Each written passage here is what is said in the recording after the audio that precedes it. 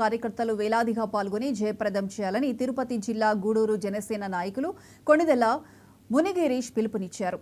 ఈ సందర్భంగా చెలో పిఠాపురం పోస్టర్లను ఆవిష్కరించారు. పవన్ కళ్యాణ్ ఎన్నో ఒడిదుడుకులు ఎదుర్కొని డిప్యూటీ సీఎంగా బాధ్యతలు స్వీకరించారని గుర్తు చేశారు. నాగబాబుకు ఎమ్మెల్సీ ఇవ్వడం జనసేన నాయకులకు ఆనందంగా ఉందని తెలిపారు. ఈ కార్యక్రమంలో పేటేటి చంద్రనీల్, నయీం తదితరులు పాల్గొన్నారు.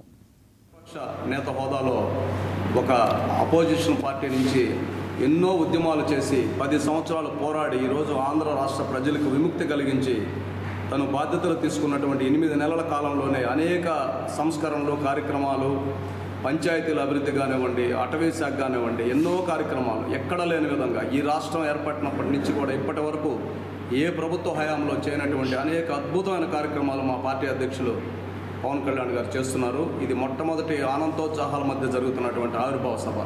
దీనికి నియోజకవర్గం నుంచి వేలాదిగా తరలి రావాలని పిలుపుకోవడం జరిగింది. మా శక్తి మేరకు మేము మా పార్టీ జిల్లా అధ్యక్షులు శ్రీ ఆర్వ శ్రీనివాసులు గారు, ఎమ్మెల్యే గారు, తిరుపతి గారు, వారి సూచనల మేరకు, అజయ్ కుమార్ గారి సూచనల మేరకు ఈ కార్యక్రమాన్ని ఏర్పాటు చేయడం జరిగింది. మా పార్టీ ప్రధాన కార్యదర్శి శ్రీ కొణిదెల నాగబాబు గారు ఎమ్మెల్సీ అభ్యర్థిగా ప్రకటించడం మా అందరికీ కూడా చాలా సంతోషం.